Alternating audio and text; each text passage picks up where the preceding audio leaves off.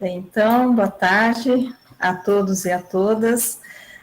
Com grande alegria que fazemos o lançamento do livro Dinâmicas Naturais e Humanas nos Ambientes Urbanos. É uma grande satisfação revê-los, mesmo que à distância. A gente espera que logo a gente possa fazer os nossos encontros e eventos de forma presencial. Mas, como é um momento importante, né, eu vou falar um pouquinho do livro, da concepção do livro, e depois a gente vai fazer aí uma apresentação geral dos capítulos, né. Então, como todos sabem, todos não, a maioria, né, que estou vendo que tem convidados aqui também, este livro foi resultado de uma série de lives, né, realizada aí pela nossa rede de pesquisadores sobre qualidade ambiental urbana, e contou com a participação de docentes de universidades federais, estaduais, de diferentes regiões do território brasileiro, conforme vocês vão poder observar na apresentação dos capítulos, né? Tem gente aí de norte a sul do território nacional. A rede, ela está integrada ao nosso grupo de pesquisa, o GAIA, e aqui nós temos tanto os egressos do GAIA, como aqueles que continuaram, né, fazendo parte do grupo de pesquisa por meio dos projetos, de orientações conjuntas e tudo mais, né, e o GAIA, ele tem aí como tema centralizador que levou à elaboração deste livro, né, o clima urbano e a geomorfologia ambiental. Então, esses são os nossos carros-chefes, né, vamos dizer assim. E o GAIA, que hoje é coordenado por mim e pelo João, só para vocês terem uma ideia, ele foi criado em 2002, né, com projetos vinculados à área de climatologia, de geomorfologia e de hidrologia, principalmente. Essas áreas vinculadas à análise da paisagem e aos ambientes urbanos e rurais, né? Então, trabalhando sempre nessa interface.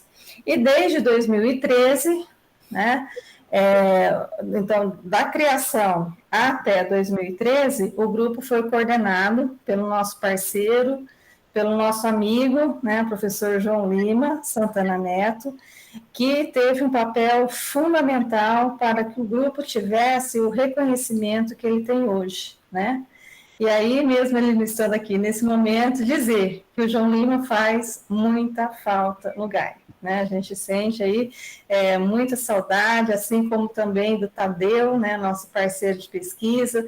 Tanto o João como o Tadeu, eu, o João Osvaldo, fizemos parte aí desse momento de criação do grupo, e que hoje cabe a nós dois, né, João, a responsabilidade de manter aí o padrão de qualidade implementado pelos nossos antecessores. Então, o João e o Tadeu sempre aí nos nossos corações, né, e continuam, de certa forma, às vezes mais, às vezes menos, fazendo parte das nossas pesquisas, né, já diminuindo, fazendo outras opções de vida, porque eles têm todo o direito, né, todo o reconhecimento aí para tomar outros rumos, já que deixaram um legado aí bastante importante para todos nós. E a rede, né, de pesquisadores de qualidade ambiental urbana, ela foi gerada dentro do GAI, né? Então, por meio de conversas com os egressos do grupo, né, que hoje são os nossos parceiros espalhados pelo Brasil, e também muita vontade de manter esse vínculo, porque para além das pesquisas, existe uma questão bastante importante na formação de uma rede, na formação de um grupo, que a gente considera, né, João, que é a afinidade entre as pessoas. Isso é o que, de fato, faz as coisas acontecerem, né? Não é só a competência profissional, mas também, além da competência profissional, a afinidade que existe entre nós. Então, essa rede, ela foi criada com o objetivo principal de incentivar a produção coletiva dos conhecimentos, né, vinculados às 3 áreas temáticas que se conectam e que, de certa forma, deram origem às lives que os textos acabaram sendo produzidos a partir delas, que são, né, a primeira delas, o uso e ocupação da terra, as dinâmicas naturais e sociais vinculadas às áreas de processos erosivos e do tecnógeno, né, também o segundo eixo, o mapeamento do relevo e suas interfaces, incluindo as áreas das geotecnologias, e o terceiro, o clima urbano e a qualidade ambiental. Os 2 temas centrais, conforme vocês, para quem já vasculhou aí um pouco do livro, né, os 2 temas centrais, não que não tenha outras coisas também contempladas nesse livro, são as pesquisas relacionadas à climatologia e à geomorfologia, e abordam tanto, né, a análise das estruturas e dos processos físicos da natureza, assim como das suas derivações antropogênicas, e também a tudo aquilo que impacta na dinâmica das paisagens, né? Então, são, portanto, considerados tanto os estudos físicos dos elementos naturais, nas interações com os processos de produção do espaço geográfico, né, por meio da análise da relação da sociedade com a natureza, que é um eixo, né, que nos junta, que nos articula e que nos incentiva aí a continuar pesquisando, e também, né, as interações entre os sistemas ambientais e os sistemas territoriais. Então, as lives que deram subsídios para a produção desse livro compreenderam 4 temas centralizadores, né, o fator antrópico, na redefinição de processos geomorfológicos, o papel do clima nos estudos de prevenção e de diagnóstico de riscos, e a pedologia, o ensino de geografia, as práticas e os desafios, e também a qualidade ambiental urbana. Então, esses 4 temas estão representados em 12 capítulos, né, que eu vou, que depois vocês vão aí falar sobre cada um deles, e que compõem essa obra tão rica e tão diversificada, né, e que a gente entende que será bastante importante para a comunidade geográfica afeita a esses temas, né, aquelas preocupações voltadas às questões da qualidade ambiental urbana, através aí dos olhares geográficos, da climatologia e da geomorfologia.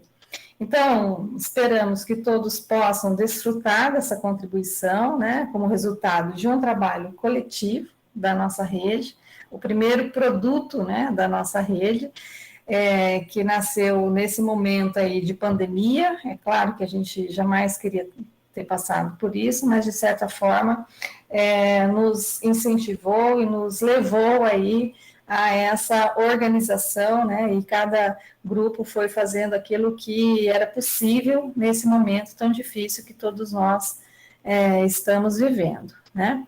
Eu gostaria imensamente de agradecer a todos os autores e autoras, aos editores, a professora Dirce Maria Antunes Vertegaray e ao Cristiano Quaresma de Paula, e também o nosso agradecimento super especial ao professor Roberto Verdun, que carinhosamente fez o prefácio dessa obra.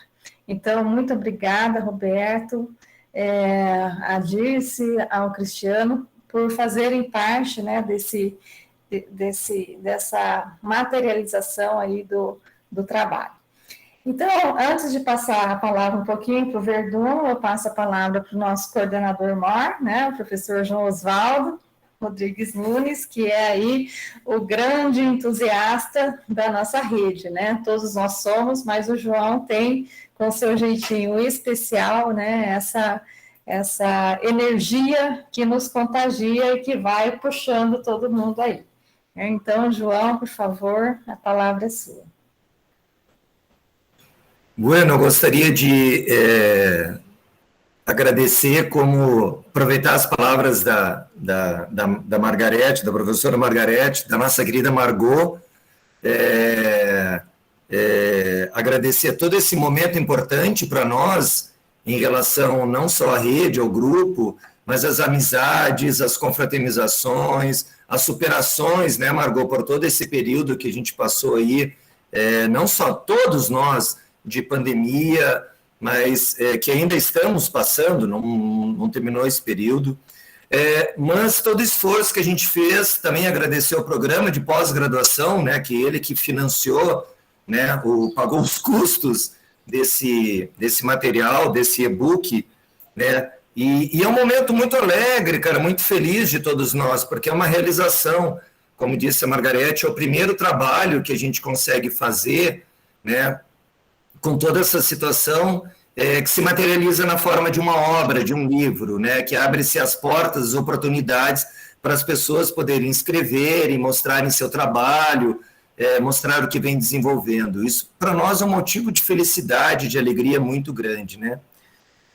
De todos estarem presentes, né? Quem produziu, quem escreveu, mas quem não escreveu, quem está junto, né? Porque rede é isso, é um coletivo, como disse a Margot, né? E que o que nos une são as afinidades, não é as diferenças com os respeitos, mas as afinidades. E, especialmente, eu fico muito feliz também, além dos autores, amigos, colegas, né, por esse trabalho que a gente faz interdisciplinar, envolvendo a climatologia, a geomorfologia, do ponto de vista geográfico, porque somos geógrafos, né? A gente não pensa nessa questão da fragmentação, o livro demonstra muito bem isso. Não é o físico, não é o humano, é o trabalhar, o pensar geográfico do ponto de vista, né, das suas interpretações, das suas amarrações, né, como uma rede, né, esse pensar geográfico mais amplo. Isso é muito bacana, que todos têm, né, na hora mais vai trabalhar um elemento de uma dinâmica, hora mais da outra, mas pensar a climatologia, a geomorfologia nas suas interfaces. Isso do ponto de vista geográfico, porque nós somos geógrafos, né? Isso é muito bacana, né? Então, foi um prazer muito grande a gente ter organizado isso, ter lido os materiais, né? As lives também agradecer, porque, inclusive, o professor Leonardo, na época, né, deu um apoio muito grande, o Léo veio fazer o pós-doc conosco, né? Os convites, né, Margot, que a gente foi fazendo, pensando dos nomes. Por nós, a gente poderia ter feito cada live ter 20 pessoas, mas não dá, né? Existe um limite nesse sentido, né? Então, isso tudo é a realização de um sonho, a materialização de um trabalho que a gente não tem dúvida, né? Que já está dando seus frutos, né? E esperamos que possa contribuir, né, com outros olhares da geografia. Mas também o que me deixa muito contente, né, pelas amizades de longuíssima data, quando a gente fez o convite para o professor Roberto, né, o Verdun, e o Roberto aceitou de prontimão, que inclusive vou passar a palavra para ele, né, Margot, o Roberto aceitou fazer o prefácio, né. Roberto é um professor, amigo de longa data, que eu tenho um respeito enorme, sua trajetória profissional, né? Claro, somos amigos de longuíssima data, não vou falar aqui o tempo, né, que é melhor assim, mas um profissional ético, com um nível de qualidade de trabalho imprescindível, assim, que é apaixonante. O Roberto, ele para mim, né, não só como amigo, mas profissionalmente, né, nos honra muito, Roberto, ter feito o prefácio, porque eu te tenho como um grande exemplo profissional, né, uma pessoa extremamente fraterna, aberta, um rigor metodológico de tudo que o Roberto faz, suas orientações, um campo espetacular, né, como um geógrafo, né, eminentemente de campo, né, trabalhamos também na geomorfologia, mas um profissional muito fraterno, sempre amigo, sempre aberto, transita em todas as áreas da geografia, basicamente o Roberto, né, não só dá aula no mestrado em geografia, em outros programas também. Então, agradecer a todo mundo, a professora Dirce, como disse a Margot, o Cristiano, né, que também fizeram um trabalho primoroso, o livro ficou muito bonito, né, o acabamento, a capa, né, essa forma que eles trabalham também, a Dirce, uma pena, né, que a Dirce e o Cris não estão aqui, mas um agradecimento especial a eles, né. Como disse a Margot, também aos demais colegas que fizeram parte do Gaia, né, Margot? O Tadeu, o João Lima, que foi nosso coordenador, uma pessoa também extremamente fraterna, um profissional que, assim, se a gente começar a comentar muito, a gente vai ficar aqui até as 8 horas da noite, né? Bueno, então é só felicidade e alegria, né? Margot, se me permite, eu gostaria então passar a palavra para o professor Roberto Verdun, para ele, como disse, tecer os seus comentários, né? Roberto, muito obrigado pela tua presença aqui e, novamente, também obrigado por tu ter aceitado fazer o prefácio, que, por sinal, pessoal, eu li 2, 3 vezes o prefácio, um prefácio belíssimo, assim, do ponto de vista da forma que o Roberto escreve, né? Obrigado, Roberto, grande amigo. A palavra é sua. Bom, a gente até engasga, né? Depois de todos esses, vamos dizer, elogios, assim eu estou entendendo, né? Então, queria dar já boa noite, né, a todas e todos vocês, né? E o prazer de estar aqui, ele é enorme, não tem limites espaciais para, né, referenciar assim o prazer que eu tenho, primeiro de ter recebido esse convite, né? Vamos chamar assim professores, porque eu tenho uma tanta intimidade, né, mas enfim, né, com os professores, a professora Margarete e o professor João, né, que me lançaram esse desafio, desculpe, e na verdade um desafio que é interessante, né, porque quando a gente recebe um convite como esse, né, de escrever um prefácio, né, pensa assim, bom, isso já vamos dizer, demonstra uma certa trajetória que nós temos, né? E um reconhecimento daquilo e das atividades, enfim, tudo que envolve, né, as nossas práticas profissionais, né? Então, escrever um prefácio, eu diria que é um exercício bastante complexo, no sentido de poder expressar, né, a partir da leitura de todos os trabalhos de vocês, daqueles autores e autoras desse livro, né, um conjunto de ideias, né, e eu diria assim, o grande exercício de fazer uma tradução, né, e das conexões, que eu acho que é o grande desafio, quer dizer, cada um escreve o seu trabalho, né, o seu capítulo, enfim, bom, onde é que estão as conexões, que inclusive vai, né, eu diria, caracterizar o Gaia como, né, realmente uma rede, um grupo que trabalha juntos, né? Eu acho que esse para mim foi o grande desafio, procurar, dentre, né, as minhas leituras dos trabalhos de vocês, conexões que pudessem, né, me levar a conexões do ponto de vista de uma análise geográfica, né, e também, claro,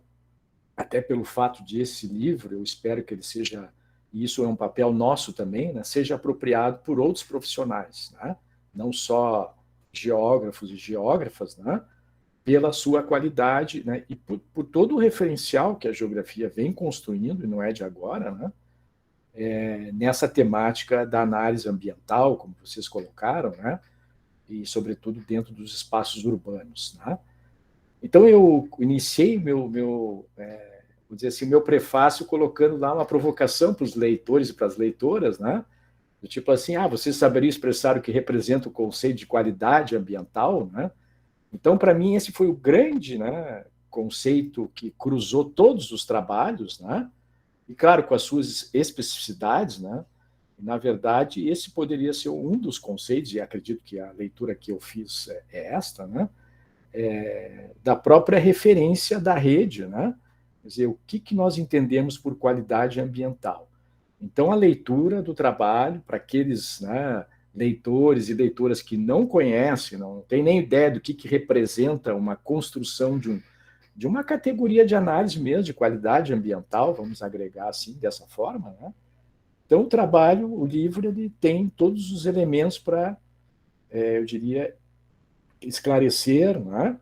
E também criar novas perspectivas de nós pensarmos o que representa a qualidade ambiental, e é o que a gente procura dentro dos nossos trabalhos, né? Dentro de uma análise crítica, né, da realidade que a gente se confronta, né, tanto nos espaços urbanos, que foi o espaço escolhido por vocês, como também no espaço rural, né? Então, os nossos desafios são sempre esses. Bom, o que podemos, né, melhorar dentro de uma perspectiva de uma qualidade ambiental, né? E aí, claro, entram, eu diria, dizer, categorias de análise que cruzam, né, que se cruzam dentro do conteúdo do livro, que alguns vão numa perspectiva da paisagem, né, outros vão numa perspectiva de ambiente, né? Então, eu diria que são duas categorias de análise bem diferentes, mas que também, né, estão sempre dialogando, né? Então, isso também me chamou a atenção, a clareza que cada um procurou seus caminhos, né? Até para fazer as conexões na perspectiva, como eu disse, da qualidade ambiental, né? E, inclusive, assim, a gente poderia pensar, né, estamos tratando das dinâmicas da natureza, ou das naturezas, até colocaria no plural, né? Na verdade, o que a gente vê é que tem toda uma preocupação também com o que vocês chamaram das dinâmicas humanas, né? E aí a gente pode também, né, aí desenvolver todo um diálogo sobre isso, como a geografia tem trabalhado essas relações entre as diversas naturezas que estão tratadas aqui, né, e também as diversas, eu diria, a sociodiversidade que aparece no contexto de todos os trabalhos. Tá? Então, isso é muito importante, nós ultrapassarmos aquela, eu diria, relação muito simplória, né, entre a natureza, a geografia trata das relações da natureza e a sociedade. Alguns até dizem, na perspectiva antrópica. Para mim, não serve. Esse conceito, para mim, enquanto geógrafo, não serve. Né? Eu procurei explicitar exatamente isso no próprio prefácio, né? Da importância em que vocês trataram, né? A própria condição da nossa existência como seres humanos, né? Em contextos históricos muito diversos, né? Que estão apresentados aí, e também pelas suas diversidades em relação com as diferentes naturezas, né, que foram abordadas. E aí, para finalizar, né, não quero me estender, gostaria de me estender, mas foi muito claro para mim as diversas espacialidades e temporalidades que foram dadas, então isso também é um bom exercício. Né? Alguns trabalham com escalas bem pontuais, outros ampliam, né? Então, esse trânsito escalar espacial é uma característica nossa, né? E também esta, vamos dizer, característica de tratarmos a temporalidade, né? Sobretudo no passado e no presente, né? E nós pensarmos também a importância de tratarmos a temporalidade futura. Quer dizer, nessa obra tem todo eu diria, um referencial que nos permite não trabalhar com bola de cristal, né? Mas não um referencial que nos permite, assim, bom, frente ao que está aqui colocado, né? E vocês colocaram uma série de problemáticas, como é que podemos pensar, né, numa temporalidade futura? Esse é um exercício que a gente faz muito pouco ainda, né? Numa prospectiva, né, do que seriam as transformações espaciais num tempo futuro. Né? Então, isso é muito importante. E, para encerrar, então, eu diria que nós temos um papel muito importante, todos nós, da divulgação desse trabalho, né, em todas as áreas do conhecimento que possam se apropriar, né? Porque às vezes a gente tem essa tendência, produzimos para nós mesmos e ficamos muito satisfeitos com nós, geógrafos, né? Mas não, temos que externalizar esta obra, né? No sentido de que ela tem que ser apropriada por outros profissionais também, que com certeza terão, né, um ótimo referencial de trabalho, né? Na perspectiva teórica, metodológica e de aplicação desses conhecimentos. Então, eu que agradeço o convite de vocês, né? Estou realmente me arrepiando aqui, né? De emoção, porque é muito importante. Quando a gente recebe um convite como este, eu diria, um momento de grande honra, né? Pessoal, não só profissional, como, né, foi colocado, mas também da amizade que eu tenho aí pelos organizadores. Né? Então, muito obrigado. Obrigada, Roberto. Nós aqui agradecemos as suas palavras. O prefácio ficou lindo, né? Acho que você tocou em questões ali que a hora que eu li, eu falei, putz, é isso. Né? Então tá ótimo. E olha que eu não conhecia, desculpe, Margarida, eu não conhecia, né? Gostei muito de também te ouvir, né, sobre, né, a gênese do Gaia como, né, como grupo, como rede, né? Então eu não tinha essa história, então para mim foi uma nova informação. Obrigado. Hein? Nós que agradecemos. Bem, então agora eu acho que a gente poderia passar para a fase de apresentação dos capítulos, e aí eu vou sugerir que a gente siga a ordem que eles se apresentam, obviamente, dos autores que puderam estar aqui, alguns infelizmente não puderam, né? E como eu não consigo ver a lista de todo mundo aqui, né? Que é muita tela, podemos começar então com, vamos lá, deixa eu rolar aqui a tela, com o primeiro capítulo, que é, Lindbergh está por aí? Acho que não, né? Peraí, deixa eu chegar lá. Não, Margot, não. Tá. Então, o Geda ainda está dirigindo, Geda, se você... Ô, Geda, a gente pode deixar você para depois. Não, eu estacionei aqui, se puder falar agora. Já... Fique à vontade, então, Geda. A palavra é sua. Inicialmente, peço desculpa, foi um imprevisto aqui, mas foi necessário, né? Eu estava em casa aguardando aí a nossa live, nossa reunião, e acabei tendo que sair correndo. Mas eu queria dizer o seguinte, né? Vou manter o tempo aí dos 5 minutos, hein, Margarete? Para mim está sendo um desafio, mas eu estou conseguindo, hein? É um enorme prazer, né, estar aqui com vocês hoje. Mais do que estar aqui, né, ver se consolidar, né, uma vontade que a gente tem há muito tempo, né, nós todos aí que passamos por Presidente Prudente e estamos esparramados aí por esse país, né, ver, né, a consolidação de uma rede de pesquisa, né, com base naquilo que nós fazíamos aí, estamos fazendo, né, na nossa atuação profissional, para mim, né, um prazer imenso, é realmente uma realização que eu fico muito feliz, muito satisfeito, né, com essa perspectiva e vendo isso acontecer, né. Nesse sentido, então, a proposta é que a gente fale um pouquinho, né, sobre o texto que a gente produziu, né. Então, este capítulo que nós produzimos, eu e a Silvinha, é uma segunda felicidade para mim, embora ela não esteja aqui para ouvir, né, mas está sendo gravado, depois espero que ela assista. A Silvinha é minha esposa, né, e nesse momento a gente tem um filho que está meio febril lá em casa, né, então ela está com ele cuidando lá, né, então infelizmente não está aqui, senão estaria aqui com a gente. Então é o primeiro texto que a gente produz junto. Então a gente vem trabalhando junto em projetos dela e projetos meus, né, do ponto de vista da análise e das inter-relações, né, deste conceito que nós estamos tentando debater um pouco, eu e ela, né, são as questões, né, as problemáticas socioambientais, né, abordando predominantemente o espaço urbano. E daí veio então este capítulo, né, que aborda as desigualdades socioambientais, né, na realidade urbana de Cuiabá. Então nós tentamos construir conexões, né, dentro dessa perspectiva socioambiental, passando pela climatologia e por outras questões, né, que nós consideramos, e versando especificamente, talvez, do ponto de vista analítico, inclusive as intervenções do poder público municipal e estadual, já que é uma capital, né, as intervenções do poder público neste espaço urbano e nesta sociedade profundamente desigual.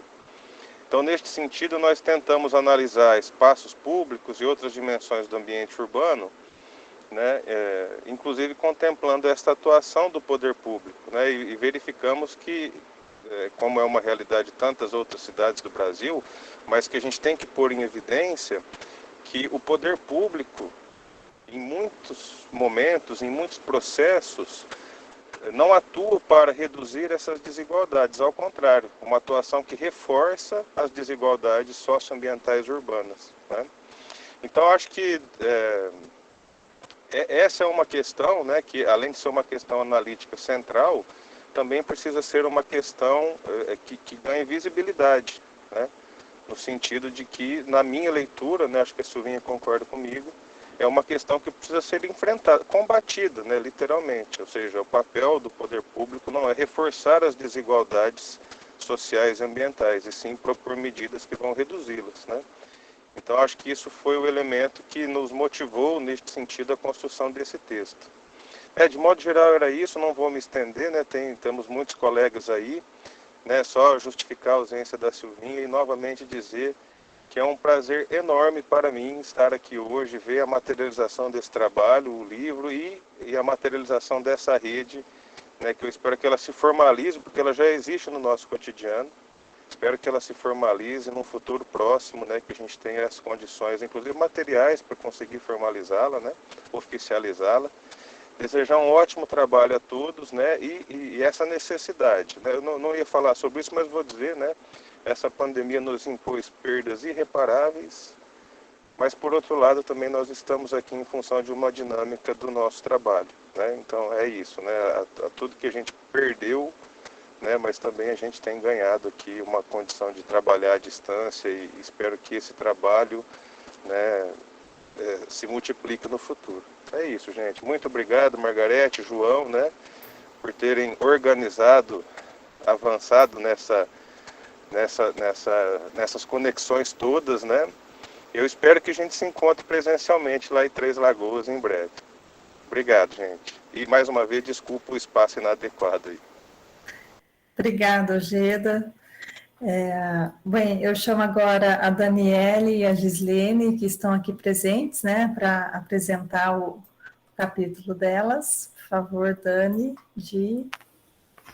Ok, muito obrigada. Eu quero dizer novamente boa noite a todas e todos. Também endosso as palavras do professor Ojeda, que é um prazer imenso compor essa rede. E eu lembro que foi o João disse, o professor João disse que era o sonho dele, né? E é um sonho que ele está construindo no coletivo, e isso tem que ser muito apreciado, João. E ver a projeção desse livro, né, com todas as nossas colaborações, isso é um deleite, né, para quem está começando como eu. Enfim, falando vamos ao que interessa, né, a nossa contribuição. O nosso capítulo, ele se chama O Clima Urbano como Atributo de Qualidade Ambiental, análise sobre a renda e a temperatura do ar em cidades de pequeno porte do interior paulista. É um capítulo que tive a colaboração da Gislene, nossa colega de Três Lagoas, estou representando ela no momento. Um abraço a você, Gi. E também com a coautoria da professora Margarete. Então, foi um prazer refletir sobre esse novo tema para mim, com elas. Nós estamos, eu, na verdade, estou entrando agora nesse assunto dos riscos e das vulnerabilidades socioambientais, e estou aprendendo bastante, né? Então, a principal indagação do nosso artigo, assumindo o clima urbano como um indicador de qualidade ambiental, a nossa pergunta foi: qual perfil da população fica mais exposto aos efeitos de episódios de baixa temperatura? Então, nós elegemos um ponto em comum, que seria a repercussão de uma massa polar atlântica num espaço, no clima urbano específico de duas cidades inseridas na mesma região climática, né? Como fomos a campo, coletamos dados primários e a partir de transecto móvel, e nós optamos por fazer uma análise conjuntiva dos setores censitários da renda, né, partindo-se da cartografia, né, uma representação zonal, e a representação pontual das intensidades da temperatura do ar. Então, os resultados foram muito interessantes porque, ao mesmo tempo que nós identificamos que o sistema polar atlântico ele é suficiente para identificar claramente a diferenciação entre os ambientes rurais e urbanos, né, intra-urbanos, o relevo ele também vai se mostrar como um controle dessa distribuição, dessa repartição das intensidades da temperatura do ar. E, com relação à análise do setor da renda, né, nós identificamos que As áreas com maior segmento de renda, elas estiveram expostas a uma melhor condição de conforto térmico, ou seja, eles estiveram mais protegidos, porque eles estavam nos topos. Em contrapartida, o menor segmento de renda, por ocupar as áreas periféricas, que avançam em direção aos fundos de vale, essas pessoas acabam sofrendo, né, com as menores intensidades de temperatura, ou seja, elas estão elas estão mais expostas ao frio, né, estiveram mais expostas ao frio. Então, foi bastante interessante. Comparamos, então, Santo Anastácio e Maracaí, Santo Anastácio fazendo parte da região de Presidente Prudente, Maracaí na micro-região de Assis, cada qual com a sua assinatura de clima urbano específico, né? Mas, no geral, a resposta e a comparação dos dados de renda foi essa, né? Ela é bastante diversa com relação à ocupação, né? Quem está na periferia, quem está nos topos, e foi bem interessante. E eu gostaria de convidar todos para a leitura e o debate, né, engrossar esse debate, e eu espero que nos próximos trabalhos isso se amadureça também, e a gente possa refletir aí. Eu sei que tem uma galera que gosta muito dessa área, dessa temática, dentro da rede, e vai ser um prazer conversar com vocês. Muito obrigada. Mais uma vez, um prazer compor um capítulo do livro da rede. Obrigada, Dani. Bem, eu já tô filtrando aqui os que não puderam estar presentes, né? Vocês devem ter percebido. A Cíntia também justificou a ausência, assim como a Janaína. E agora eu chamo, então, o Denner e o João para que façam aí a apresentação. Boa tarde a todas e a todos, mais uma vez. É um prazer imenso estar aqui, reunido com vocês. É sempre muito bom a gente se reencontrar, né? E também uma satisfação imensa estar apresentando este capítulo, composto por mim e pelo João Osvaldo, que trata de alguns resultados obtidos durante o meu trabalho de doutorado. Então, eu vou comentar aqui, né? Tentar seguir esse protocolo dos 5 minutos também, porque, de fato, a gente se empolga e quer falar bastante, mas acho que de forma bastante sucinta, posso dizer o seguinte, que o capítulo trata da aplicação do método AHP para cruzamento de variáveis físicas em áreas afetadas por processos erosivos. Para quem viu ou acompanhou de alguma forma os estudos que eu realizei lá em São Pedro, sob orientação do professor João, pôde perceber que é uma área bastante problemática, numa periferia de área urbana, no interior de São Paulo, e que tem lá uma vossoroca de dimensões consideráveis, que já foi estudada por vários outros pesquisadores. E nessa parte do trabalho, né, que envolveu a aplicação dessa técnica, nós buscamos uma forma de fazer um prognóstico da evolução desses processos erosivos. Então, para isso foi necessário um intenso trabalho de coleta, de mensuração, né, de monitoramento, para que nós tivéssemos ali um conjunto de dados robusto e pudéssemos elaborar esse cruzamento de variáveis a fim de chegar nesse resultado.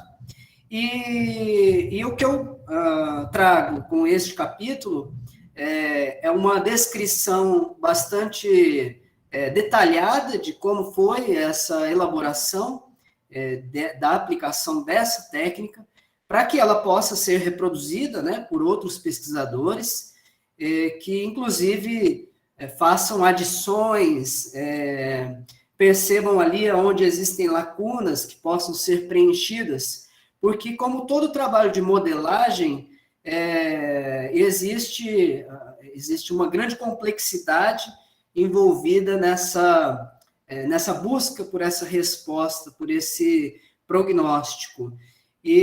Mas posso adiantar aqui que o resultado foi muito positivo, gerou um documento cartográfico que permite ali aos gestores municipais uma tomada de decisão mais acertada em relação a possíveis obras de recuperação que sejam efetuadas naquela área ali, porque mostra com bastante clareza os pontos de maior avanço desses processos erosivos, né, das ramificações dessa vossoroca, e, portanto, o resultado foi, sim, muito positivo.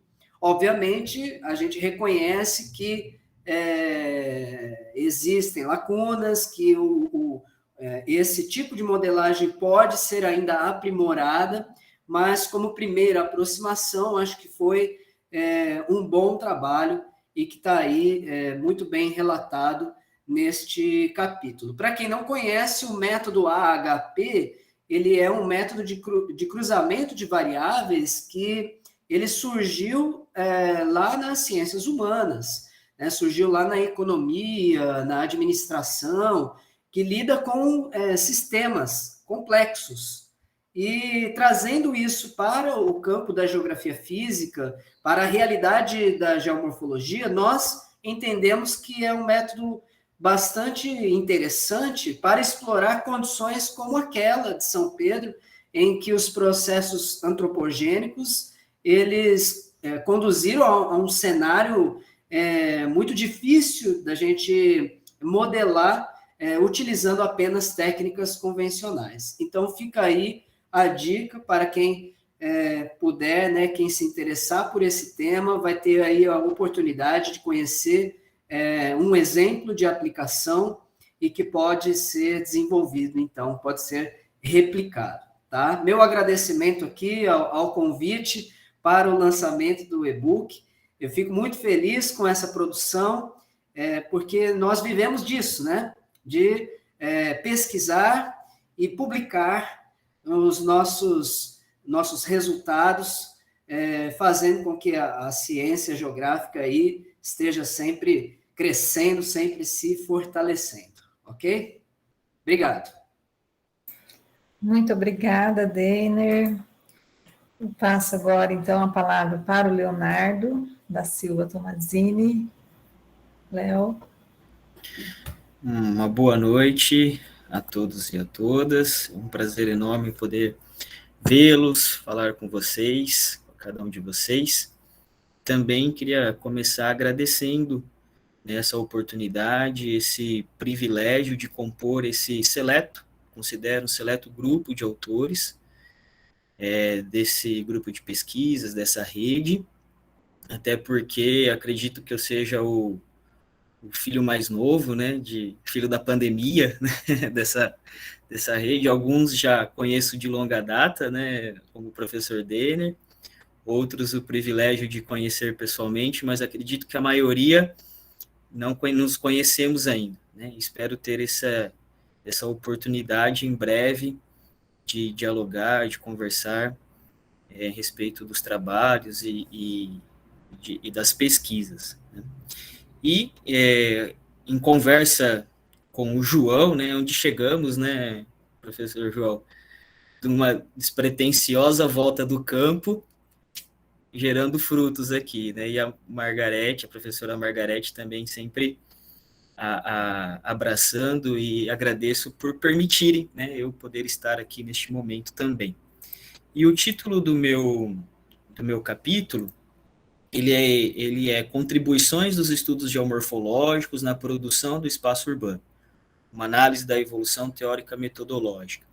Eu acredito que, diferente da maioria dos trabalhos os quais apresentaram um objeto de estudo, né, eu procurei trazer um capítulo dentro de uma discussão mais teórica, que é fruto de algumas reflexões, né, que eu vinha desenvolvendo comigo mesmo, no avanço, no caminhar, né, da minha vida acadêmica, mestrado, doutorado, E pensando na geomorfologia, né, dentro da ciência geográfica, a importância que ela vem ganhando ou tomando nas diversas áreas, né, de atuação.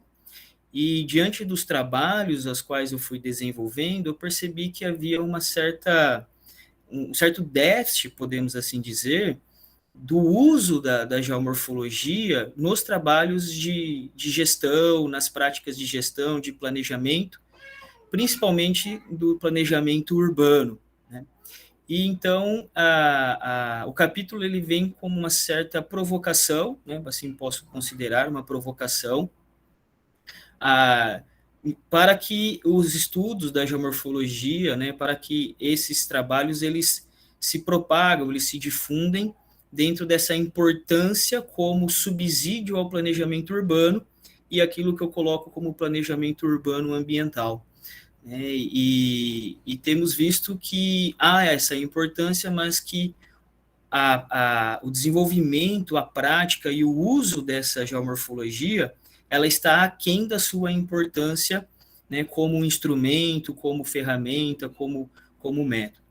Então, o artigo, ou melhor, o capítulo, ele perpassa por uma discussão dessa evolução da geomorfologia dentro da geografia, com a apresentação de alguns autores, a discussão de algumas obras, culminando numa análise final, instigando a nós, pesquisadores, aplicarmos a geomorfologia no planejamento urbano, dentro dessa ótica, dessa lógica urbano-ambiental.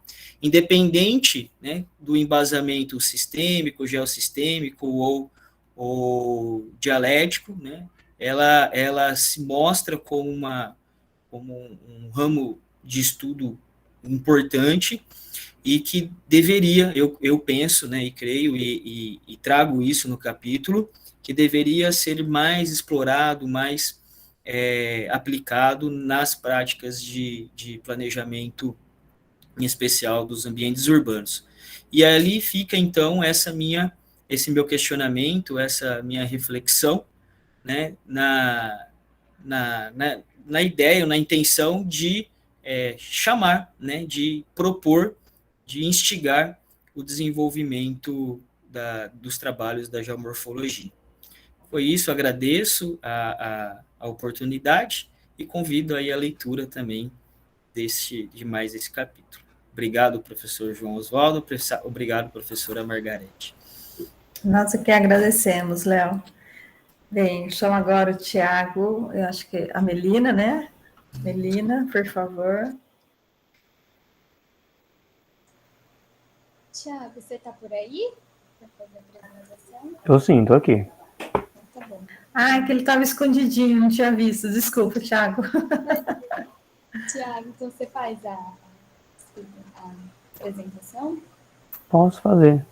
Já está ligada a câmera aí? Tá aparecendo direitinho? O áudio tá bom? Agora, sim, agora eu estou conseguindo visualizar. Então, primeiramente, eu quero agradecer, né, por poder estar participando dessa publicação. É gratificante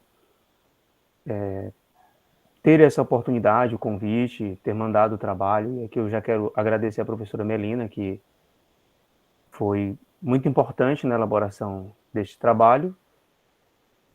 Ele foi fruto da minha pesquisa de mestrado aqui na Universidade Estadual do Maranhão.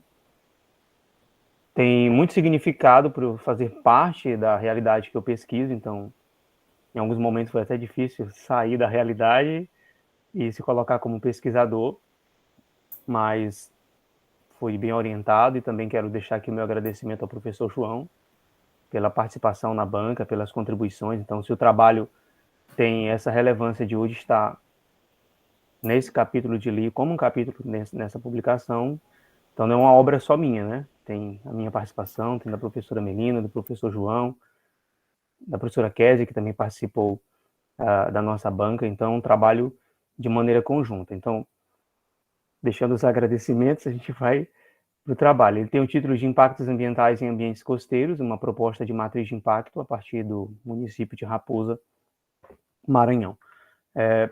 quando foi feito as considerações, a apresentação do trabalho, foram colocados os conceitos que foram trabalhados. No nosso trabalho, a gente trabalha com o conceito de ambiente. E a gente buscou, de maneira geral, trabalhar com um conceito que percebesse essa inter-relação entre sociedade e natureza para se trabalhar com os impactos ambientais. Nós apresentamos uma ideia de impacto ambiental um pouco diferente do que se convencionalmente coloca, com uma ideia de impacto que basicamente é a direção da sociedade impactando a natureza. A gente traz uma proposta diferente a partir de um conceitual elaborado do conceito de ambiente, e a partir de todo esse aporte teórico a gente parte para a elaboração da matriz de impacto, trabalhando com alguns pontos de impacto, no caso 6 pontos de impacto na área urbana do município de Raposa, que fica localizado na região metropolitana da Grande São Luís. É um dos 4 municípios da ilha, na Ilha de São Luís, ou Ilha do Maranhão, como preferirem. Então, ele fica localizado no nordeste da Ilha do Maranhão. Quando você chega em São Luís, normalmente, se for para turismo, você vai ser direcionado a esse local. E eu sou morador daqui, né? Então, a pesquisa faz parte da minha realidade. Então, foi bem gratificante poder olhar a realidade, poder olhar as problemáticas ambientais que se encontravam e trazer um aporte teórico. Hoje a gente tem uma matriz de impacto elaborada, é apenas um capítulo da dissertação, então tem outras questões discutidas, mas aqui a gente traz um produto, né? Um produto elaborado que ficou como documento para o município, para a discussão ambiental.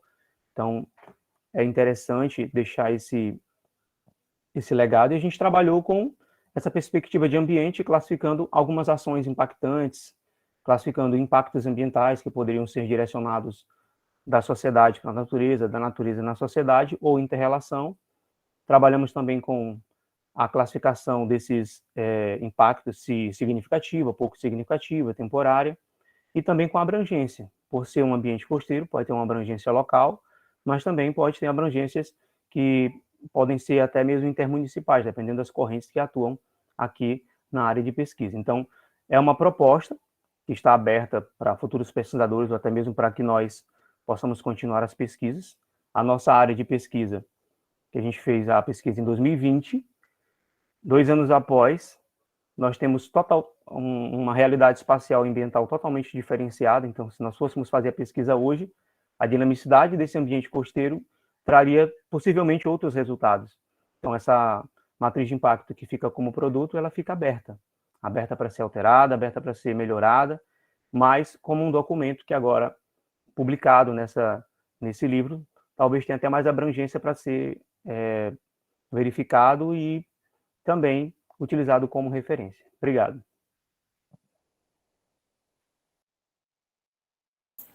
Obrigada, Tiago. Obrigada, Melina. Bem, eu passo agora, então, para o Alessandro e o João.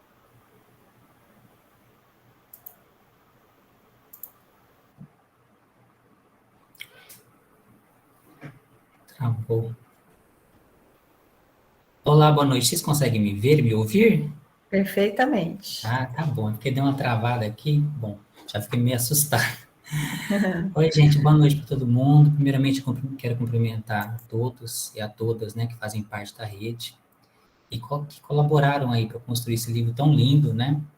Também para mim é uma honra participar, ter sido convidado para participar. Eu quero agradecer imensamente, então, o convite. O nosso trabalho, que João e eu escrevemos, ele é um xodózinho para mim, porque foi aqui que eu efetivamente iniciei a minha vida no mundo da pesquisa, né? É um tema que eu utilizei para fazer a minha monografia de bacharelado, depois ele também contribuiu aí para as discussões de dissertação de mestrado, tá?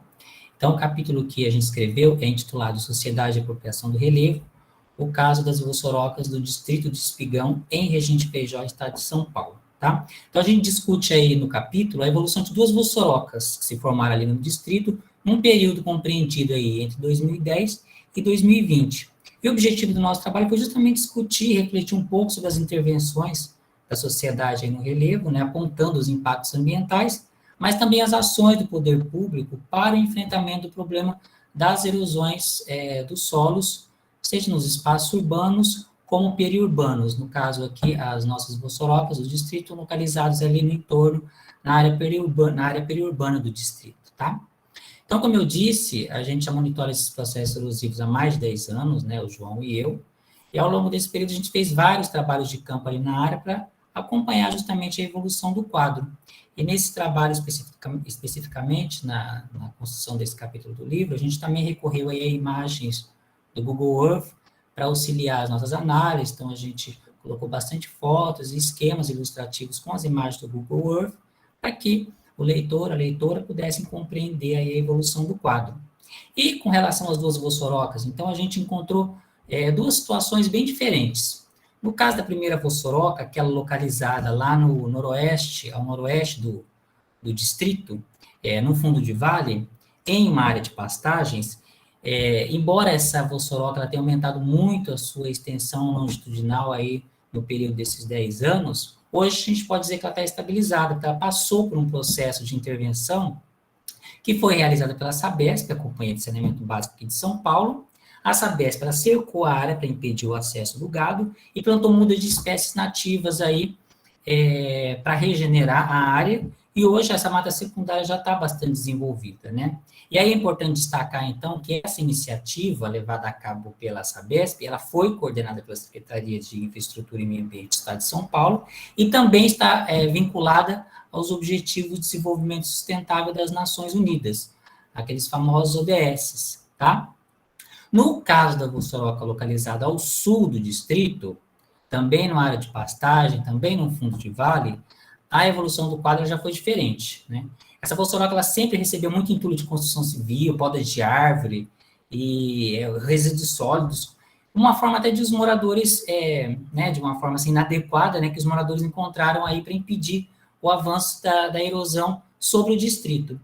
E aí, a diferença, né, na outra vossoroca, o poder público estadual atuou para mitigar aquele processo, aqui atuou o poder público local, a prefeitura, né, que também incentivava a deposição desses materiais na vossoroca, e ela própria fazia isso com os caminhões da prefeitura, né. E é claro que essas medidas elas foram inúteis, porque elas não conseguiram conter o processo, porque essa vossoroca também aumentou muito a extensão longitudinal ao longo desses últimos 10 anos aí, chegando até a danificar uma das ruas e algumas casas ali do conjunto habitacional do distrito em 2015.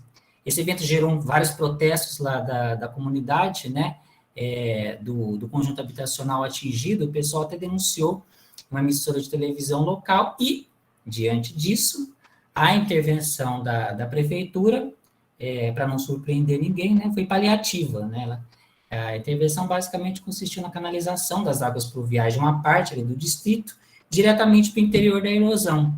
E, além disso, diferentemente da outra erosão que foi cercada para impedir o trânsito de animais, essa vossoroca continuou tendo, o gado continuou tendo acesso a essa área da vossoroca, né, que é uma área de pastagem também, como eu disse, o que fez com que um braço ravinado da vossoroca avançasse em outro ponto do fundo de vale, né? Então, para finalizar, então, a relevância do nosso capítulo, ele está justamente na discussão, né, das diferentes estratégias adotadas para a estabilização, recuperação das erosões no distrito, né? Porque enquanto a vossoroca foi estabilizada, né, e de acordo com um correto plano de manejo, que foi mediado pelo poder público estadual, novamente enfatizando, a outra vossoroca foi localizada a menos de 500 metros ali, passou por uma intervenção paliativa do poder público municipal, a erosão foi relativamente contida, né, mas ela avança em outro ponto. E, diante disso, a gente deixa marcado aí que fica evidente, né, essa importância de articular as políticas públicas para dirimir os impactos ambientais que são materializados no espaço geográfico, né. Muitas vezes as políticas públicas são feitas de forma isolada e desconsiderando também as características das populações que vivem nos territórios, e isso acaba intensificando a degradação, não dirimindo o problema. Então, basicamente é isso, não sei se eu me atropelei muito para falar, mas novamente quero agradecer imensamente aí o convite. É isso. Obrigada, Lê. pela sua apresentação. Lindbergh, seja muito bem-vindo. Eu chamo agora, acho que o Caio, né? A Érica precisou sair. Caio, por favor. Bom, boa noite a todos e todas. Eu vou tentar ser breve, dividir um pouco a fala, né? Vou falar primeiro dos aspectos emocionais do trabalho, né? Da alegria que é poder contribuir com um capítulo de livro organizado pelos meus antigos professores, eternos professores, Margarete e João, eterno orientador. Carinho de ver também o professor Roberto, não sei se vai se lembrar, mas foi da minha banca de mestrado, e comemos um churrasco depois na República, não tinha sushi, mas tinha churrasco, né, professor? Não, inesquecível, lembro sim, Caio, como vou esquecer? Não, no corredorzinho ali do apartamento, do prédio.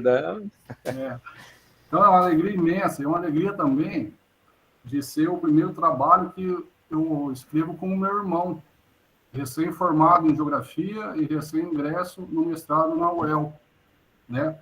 O meu irmão participou porque ele é formado em Administração e especialista em Sociologia. E isso entra num contexto em que a gente aqui em casa, né, que é minha companheira, tem se aventurado nos conceitos marxistas e marxianos. E o meu irmão tem mais aprofundamento nesse sentido. Que foi aluno do Lindbergh na UEL. Tenho um enorme carinho por ele, que eu sei. Então, esses são os aspectos de alegria para a gente. E tem os aspectos objetivos, né, que é importante ressaltar do livro. Né? É uma oportunidade imensa da gente que está numa universidade, né, do Mato Grosso, da periferia, do sistema do eixo de produção do conhecimento, da inserção de recursos, no programa Nota 3, com risco de fechar, né, ter um capítulo numa obra importante dessa, é importante para dar visibilidade. É o nosso programa que é pequeno e está começando e já quase perigando fechar por conta das políticas implementadas no atual governo, né? Então, isso é importante também, o papel dessa obra, né? Então, a outra alegria que dá é ver tanta obra, né, como o professor Roberto chamou a atenção, que não tem usado tanto o antrópico, mas o social, uma crítica, né, do modo de produção que a gente vive, né, tentando usar a totalidade como meio de análise e não só como fim, né? Então, os trabalhos têm sido muito relevantes nesse sentido, e o nosso, humildemente, tentou caminhar por isso, né? A Érica se ausentou e me deixou texto para ler, né? Mandou eu ler para ver se eu não erro, tá? Porque a gente aqui tem se aventurado, né, como é um programa pequeno, a gente não tem tanto equipamento, a gente tem usado as imagens de satélite do Google Earth, né, e trabalhado com o antropoceno e a produção dos terrenos tecnogênicos. Então, esse trabalho é resultado, né, em parte, da dissertação da minha orientanda, ex-orientanda, a Érica, né? Tem contribuição da Érica, minha, e do amigo também, o Washington, que foi orientando a professora Margarete. Então, rapidinho, vou ler aqui o que a Érica mandou, para falar um pouco do nosso capítulo, tá? Então, ela agradece, tal, como eu já fiz. O nosso capítulo se chama Entre Chuvas e Secas, a produção de terrenos tecnogênicos em Rondonópolis, né? Rondonópolis é uma cidade de pequeno porte e de grande relevância no contexto estadual e nacional, sobretudo no papel dele no agronegócio, sobretudo na produção de soja. Se destaca em termos de logística por possuir o maior porto seco da América Latina, favorecido pela passagem da ferrovia e o intercruzamento das rodovias BR-163 e 364. Fica a 215 quilômetros de Cuiabá, onde ficam meus amigos Silvinha e Ugiro. Então, a gente tem estudado a cidade de Rondonópolis, né, com trabalhos estudando essa cidade um pouco mais profundamente, a dinâmica de formação e avanço dos terrenos tecnogênicos, né? O Washington contribuiu com a análise dos dados pluviométricos, né? A gente tentou correlacionar ao longo do tempo, no período histórico de 2004 até recentemente, o comportamento de avanço de uma vossoroca e os seus braços ravinados, tentando relacionar os agentes de produção do espaço urbano, em que quem produz o espaço nem sempre é quem sofre as consequências, né? Então, é uma vossoroca, né? Um terreno tecnogênico numa área de nascente.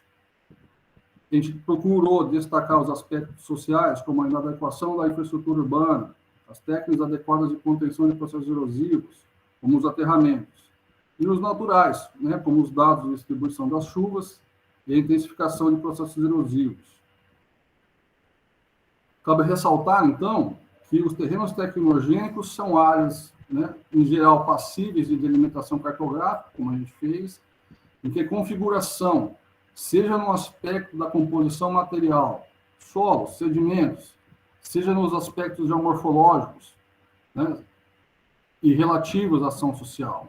Então, a gente deu destaque para o social e não para o antrópico, não para o humano, né, por acreditar ser importante destacar quais setores, classes, frações de classes sociais são responsáveis por determinada ação que permite a formação do terreno tecnogênico e quais são os que sofrem as consequências dessa configuração superficial, entendendo assim que o problema ambiental é também, antes de mais nada, um problema social, né? E vem na esteira da produção do espaço. Assim, os problemas ambientais e seu enfrentamento são determinados pela luta de classes.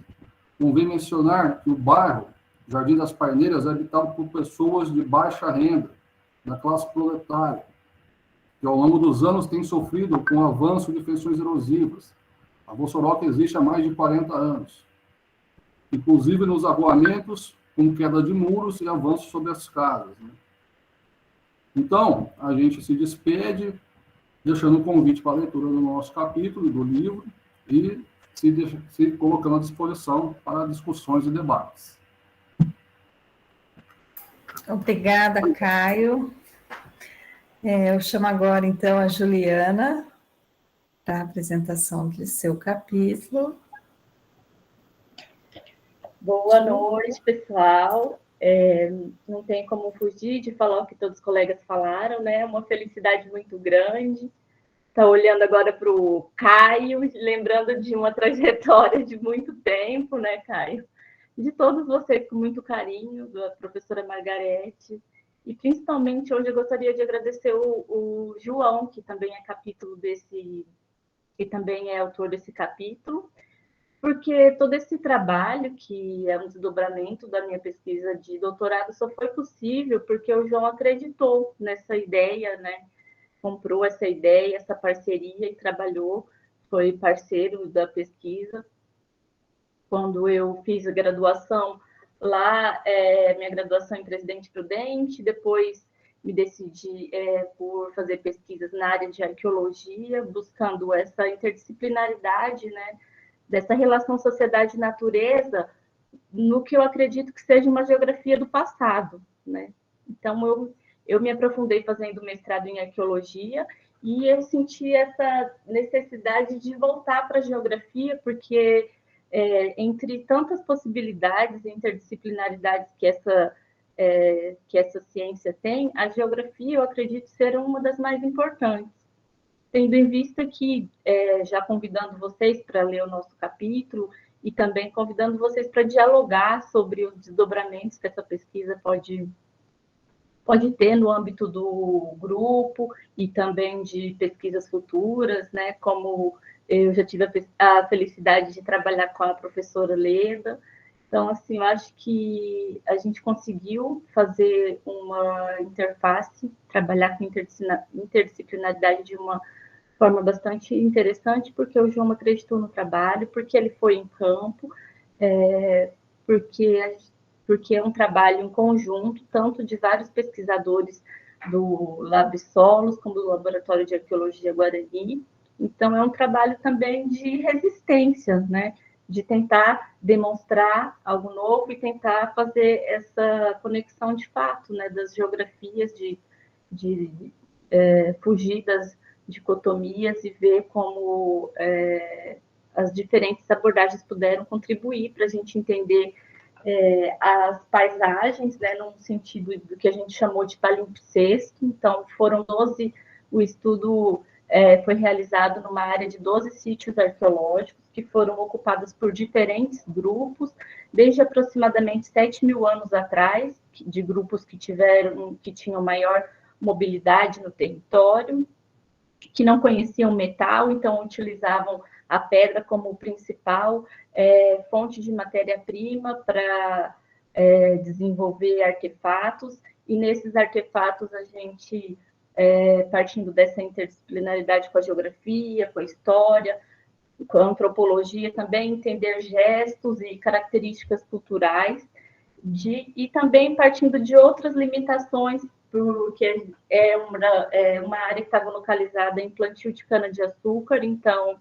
esses sítios apresentavam perturbações bastante importantes, que em decorrência não só dos fatores econômicos mais atuais, mas desde quando a gente pensa nas primeiras ocupações dos grupos caçadores-coletores, os fatores pós-deposicionais também foram revolvidos por conta dos próximos grupos, que são os grupos ceramistas, que são já grupos semi-sedentários, que passam a praticar agricultura, desde os grupos mais recentes, né? Então, o principal objetivo foi entender quais foram os fatores pós-deposicionais que contribuíram para a alteração da paisagem nesse período, desde os primeiros grupos humanos, que a gente arbitrariamente chama de caçadores-coletores, né? Agora já é um termo até que está sendo revisitado, porque não caçadoras-coletoras também. Então, são várias questões que permeiam este trabalho, e eu acredito que ele tem um viés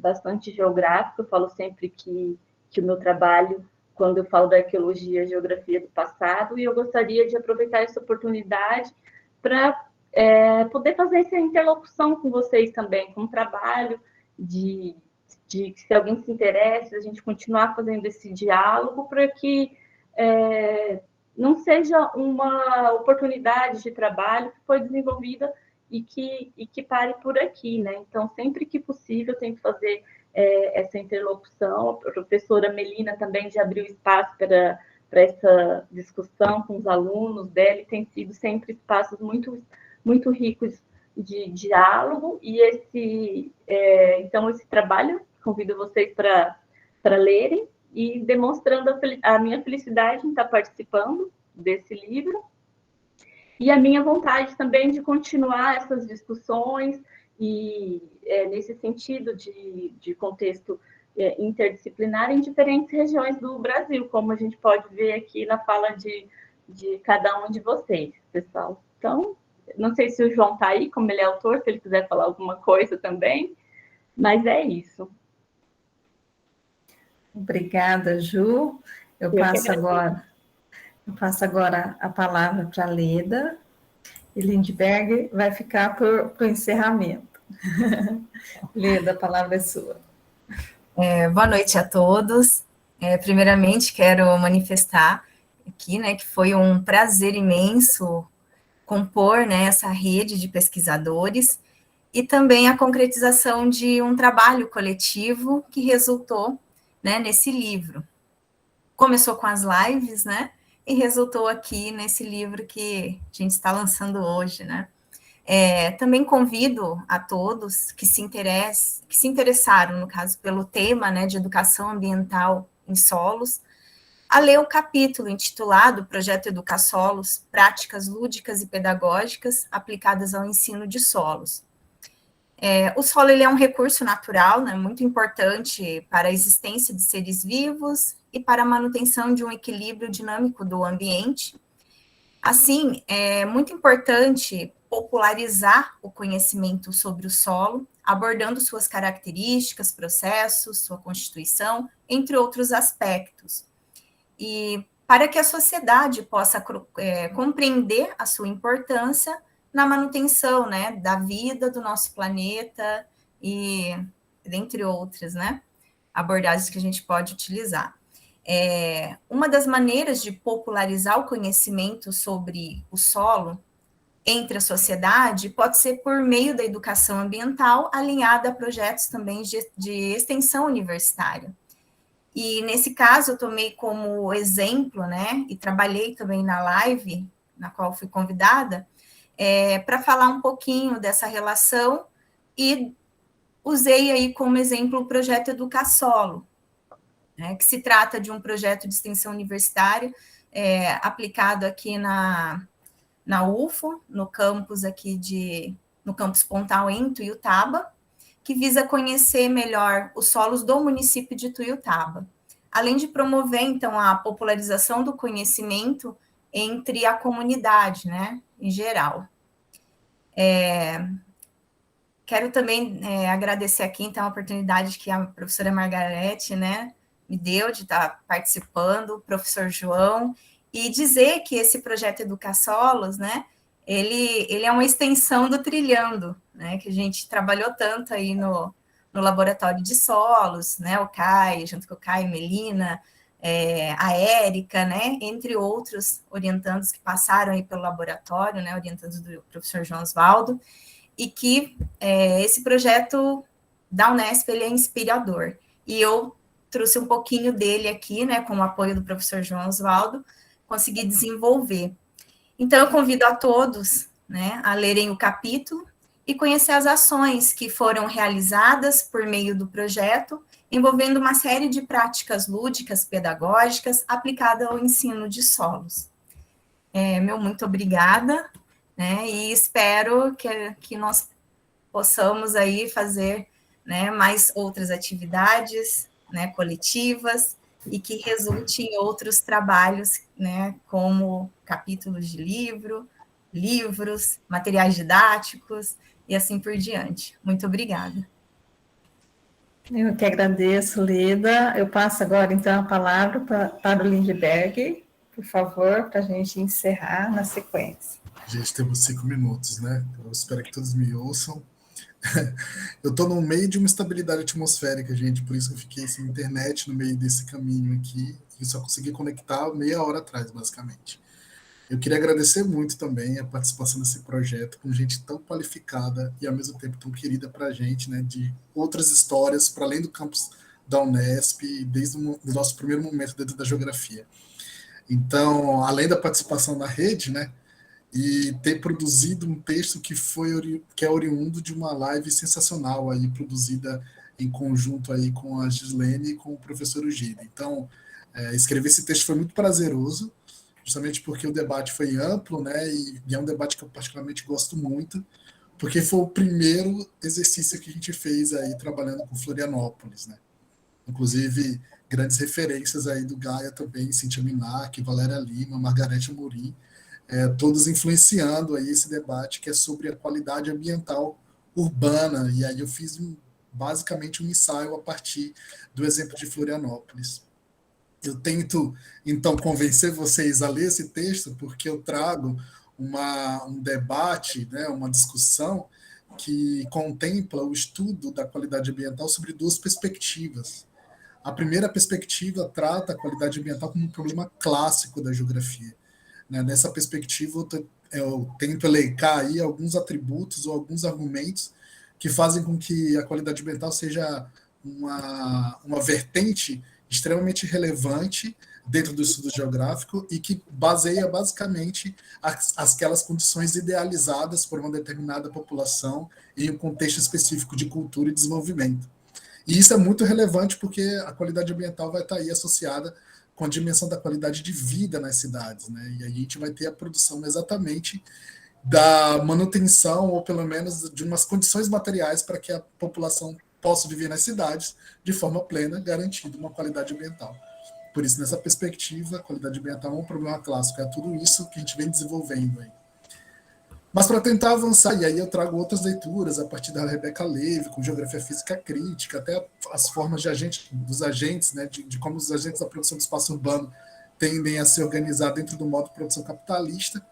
Eu tento trazer essa qualidade ambiental também para um debate dentro de uma questão estrutural, que se revela também como um problema interessante para a geografia, porque ela ela é inerente às contradições e às concepções das relações sociedade e natureza.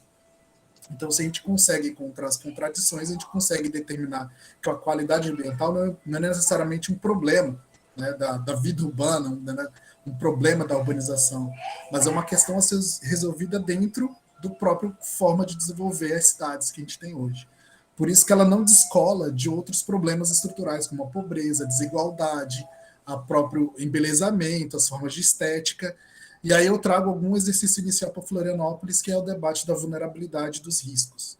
Né? Entendendo a qualidade ambiental nessa perspectiva, enquanto relação, é que ela abre também para outras questões estruturais da nossa sociedade. Por exemplo, a questão de gênero, a questão do direito à cidade, a questão racial, do racismo estrutural, do racismo ambiental, do direito à cidade, ou seja, da resolução de problemas que são necessariamente problemas, né, orgânicos da sociedade capitalista.